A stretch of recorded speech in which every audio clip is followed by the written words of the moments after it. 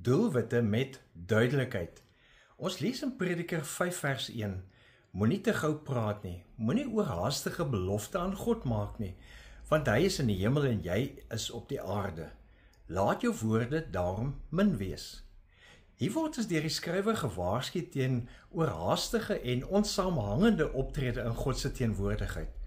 In 'n sekere sin kan ons sê dat ons nie God se tyd en aandag moet mors met 'n deurmekaar gebrabbel nie. Duidelikheid is hier 'n geestelike ingesteldheid van eerbied en wysheid. En tog is duidelikheid nie beperk tot ons geestelike ingesteldheid nie. Dit geld ook vir die res van ons lewe.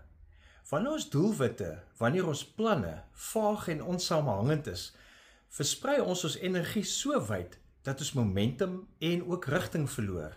Ons weet naderhand nie meer of ons vorder nie. So duidelikheid bring fokus, dit bring rigting, energie en momentum. Dink aan 'n doelwit wat jy al lankal oorweeg, of dalk net vaag geformuleer het. Dit kan wees oor gesondheid of geld, oor familie of vriende, oor werk of ontspanning, oor vaardighede of vakansies, behuising of jou bydrae tot 'n nalatenskap. Maar vra jouself nou, hoe kan ek dit vandag baie duidelik formuleer? Dink aan ons teks en hoe jy dit vir God sou sê en vra.